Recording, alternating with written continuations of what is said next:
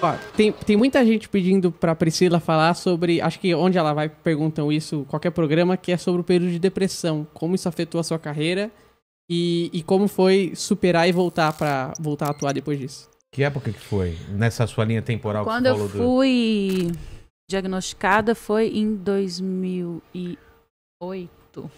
O Lobato mandou o nome da... Mandou, já passei pro Mandíbula. LBBR. É LBBR e o site é www.lbbr.co.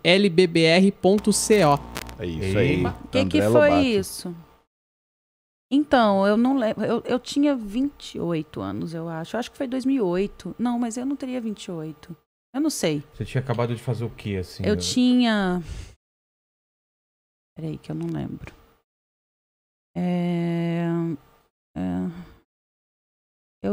Eu tava fazendo... Foi 2008. Foi final de 2008. Foi a primeira peça de teatro que eu fiz. Foi depois de 7 Pecados. Tinha feito novela 7 Pecados, encerrado a novela e comecei a fazer essa peça. Fiz por uns 3 meses e já estava bem... Na verdade, eu saí dessa novela já bem esquisita, assim. Esquisita de cansado e de...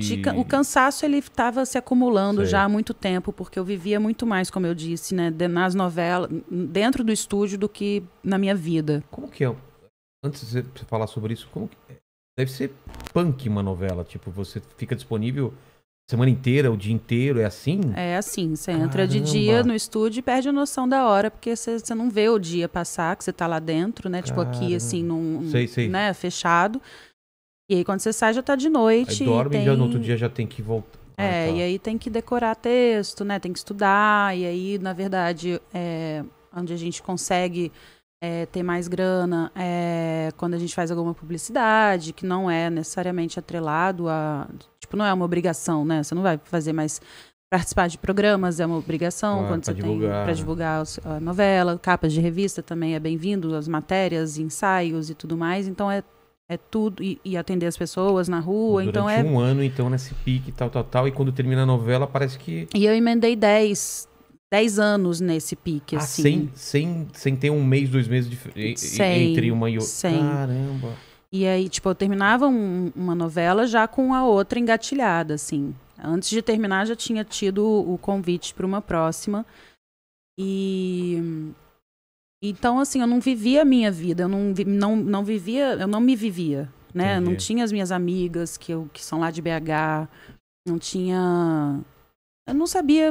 Eu vivia o roteiro, eu vivia as personagens e eu fui ficando vazia. Então, quando eu terminei 7 Pecados, que foi uma personagem que eu também tinha um erro, assim, meu, de me envolver com a personagem que eu estava fazendo. Então, a Beatriz, ela era... A sinopse era a seguinte: Beatriz era uma mulher que tinha todos os pecados e conhecia Dante, que era um cara que não tinha nenhum pecado. E aí eles se conheciam, ele era casado, tinha família, ela era dona de uma boate, e eles iam...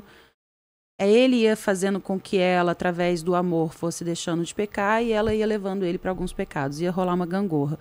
O que não foi bem aceito pelo público, então isso não aconteceu de fato, mas minha personagem era a pecadora, assim, né? Então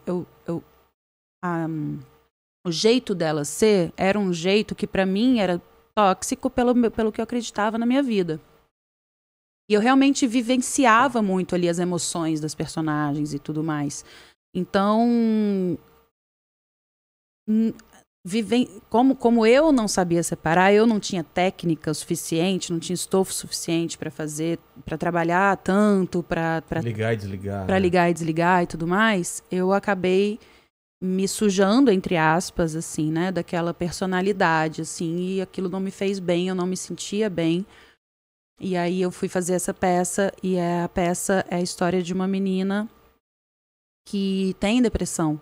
Então, eu vivenciando aquela peça, eu fui meio que me identificando muito com aquilo que a personagem sentia na peça, que era a vergonha dos pés. E aí, quando deu, sei lá, dezembro, que ia ter um hiato para a peça reestrear em janeiro, aí eu pedi para sair, porque eu estava já muito mal de cabeça, assim, eu tava com... Na época eu não sabia o nome de nada, mas tava tendo pânico, tava com crise de ansiedade, eu não conseguia entrar no elevador com ninguém, eu não conseguia falar com ninguém no telefone, Eu tinha medo de encontrar pessoas na rua. Eu saía na rua, achava que todo mundo, absolutamente todo mundo, estava olhando para mim, me julgando mal. Então, mania de perseguição. Então eu comecei a perceber que eu estava esquisita. E aí eu tinha uma passagem de uma festa que eu tinha sido convidada enquanto eu ainda estava com a novela, que seria em Paris. E eu não pude ir por causa de gravação. Então eu fiquei com aquela passagem. Ia dar 1 ano dessa passagem em fevereiro, a gente estava em dezembro. E aí eu fui e falei, quer saber, eu vou para lá para entender se é tudo coisa da minha cabeça ou se realmente alguma coisa faz sentido nisso tudo que eu tô achando do mundo, né? Achava que o mundo estava contra mim. E aí fui para lá, fiquei 2, 3 meses lá. Tentei ter uma vida mais normal possível, assim, tipo, realizei um sonho de adolescente que era trabalhar de garçonete num restaurante. Mas lá eu só me emburaquei mais, assim, eu fiquei muito sozinha, mais sozinha. Eu comigo mesma, na verdade, né?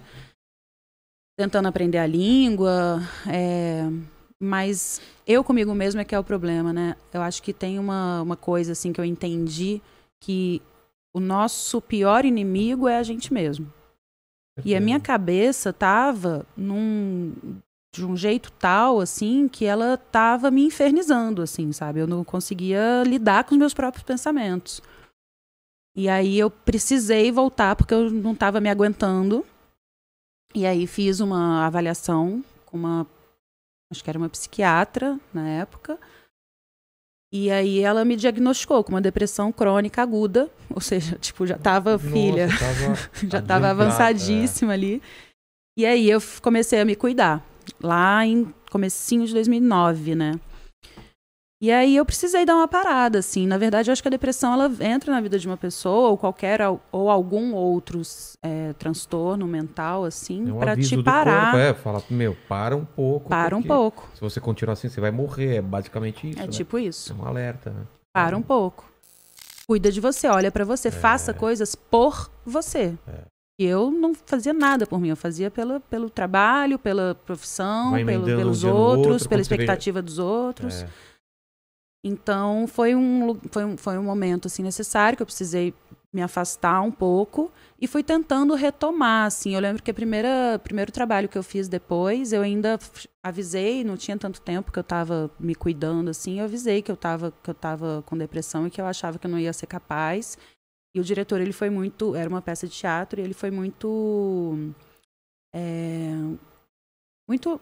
acolhedor, assim, comigo. Ele falou, olha, minha mulher também tem, então eu entendo como funciona. Eu acho que você começando a se movimentar, eu, claro, sabendo e te amparando, você vai começar a sair dessa. E a peça ela era muito física. Ela tinha esgrima, tinha parkour, tinha dança flamenca.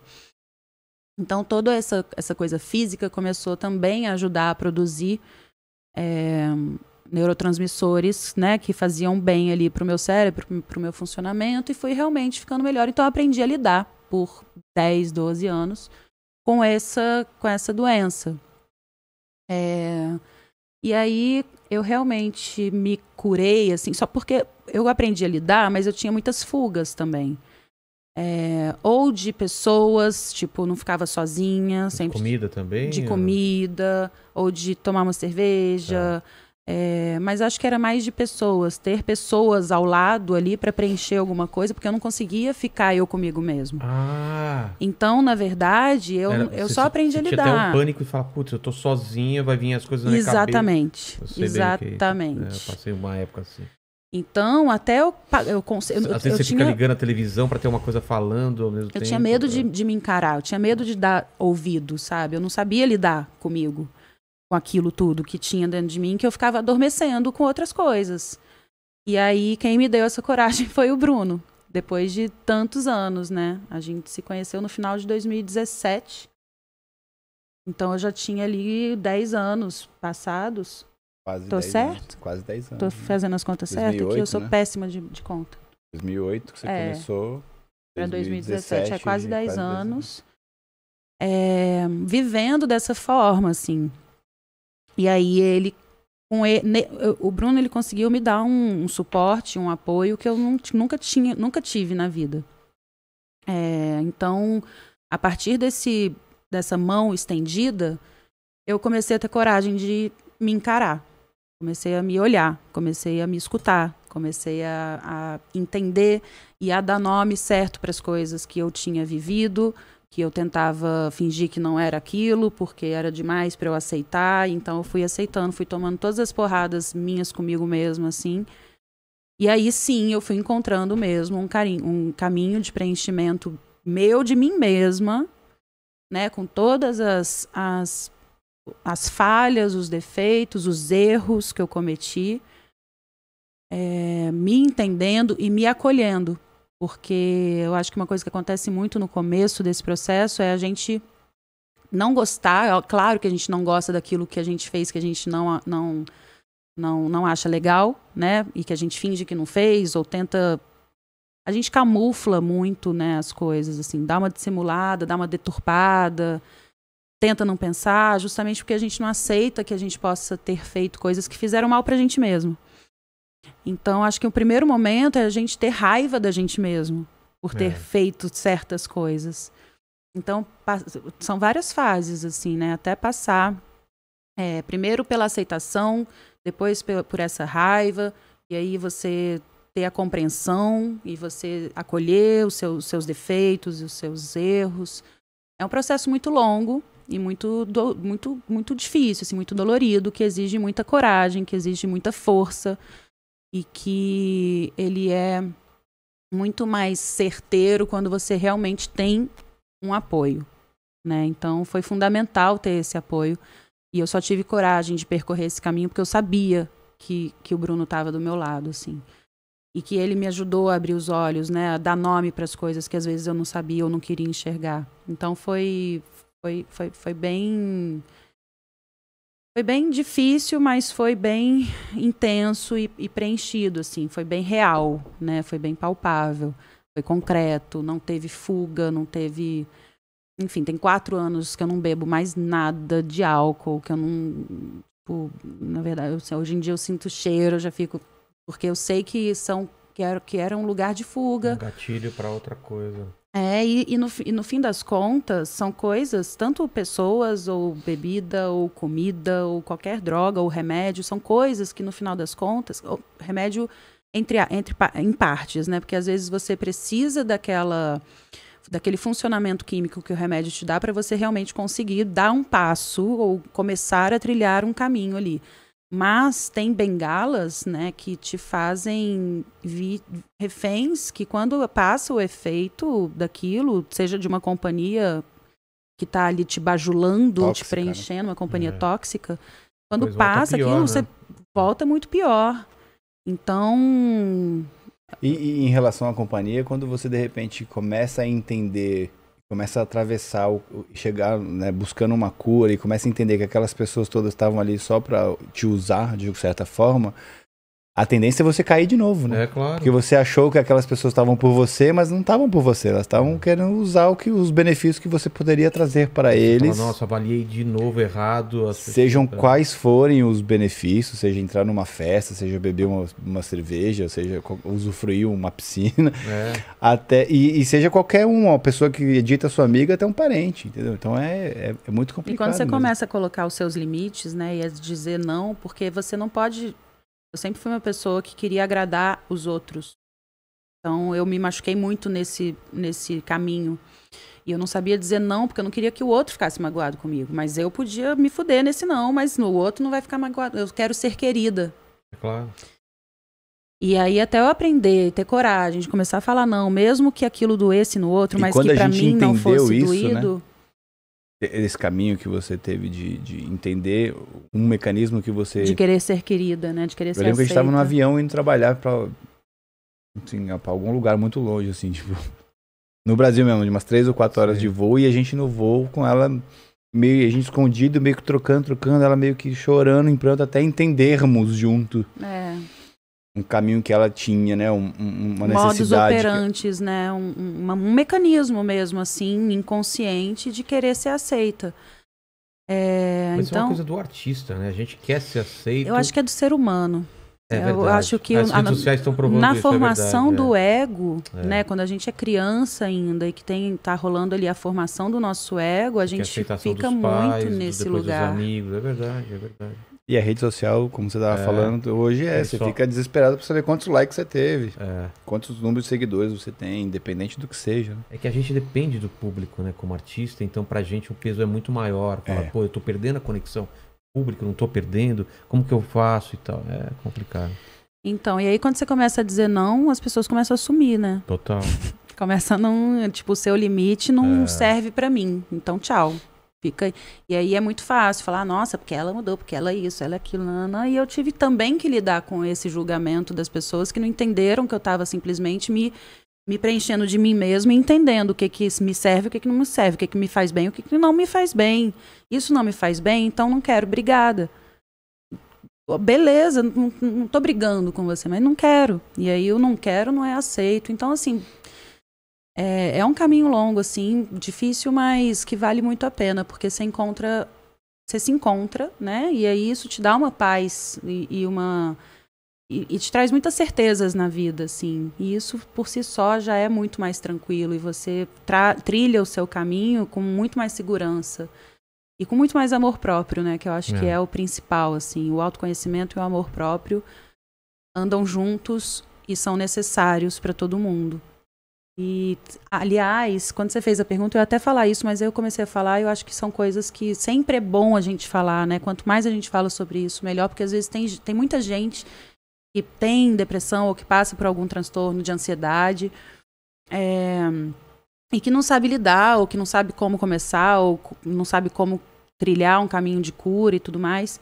E aí eu ia dizer que hoje a gente lançou hoje o nosso episódio do nosso podcast, que é o canal Precisamos Falar de Amor Sem Dizer Eu Te Amo, que chama Chuks, que somos nós dois, né? Normalmente a gente recebe convidados, e quando não tem convidado, esse é o nosso segundo episódio sozinho, a gente dá o nome de Chuks. E aí eu pergunto pro Bruno justamente isso, porque eu fiz parte de uma campanha do Setembro Amarelo, onde tanto a minha fala em relação ao meu depoimento em relação à doença é importante, mas também elucidar as pessoas que fazem parte da convivência de alguém que tem um transtorno mental. Então, como lidar com alguém que tem um transtorno mental? Né? Então, eu fiz essa pergunta para o Bruno, então a gente fala abertamente lá sobre algumas crises que eu tive, né? E como a gente lidou com elas, não, como nós lidamos com elas. E, enfim, confiança, superação, tudo isso. Então, se vocês quiserem saber um pouquinho mais, tem lá também no nosso episódio de hoje. Só outra coisa que o pessoal perguntou aqui é que no seu tratamento foi tanto com medicação, mas também exercício físico, alimentação. O que você acha que foi? No primeiro momento teve que entrar a medicação, porque era uma depressão química. Tinha zero produção de serotonina. Então, sim, teve que começar com medicação e com psicoterapia, e depois eu fiquei só com a psicoterapia e tentando manter a atividade. Eu acho que quando a gente está com o corpo em movimento, isso ajuda ao próprio organismo a produzir os neurotransmissores que a gente precisa, assim. É um ciclo, né? Tanto negativo quanto positivo. Você mantém seu corpo em movimento, você vai se mantendo saudável. E não estou falando de estética. Claro. E tem alimentos que a gente sabe que ajudam também, né? Quimicamente falando, né? A produção. Então, se você realmente tem uma alimentação regular e uma prática de atividade física também, com certeza você vai equilibrar os seus hormônios, né? Algumas coisas que realmente trazem um pouco dessa depressão. Sim, tem alimentos que ajudam, que tem triptofano, por exemplo.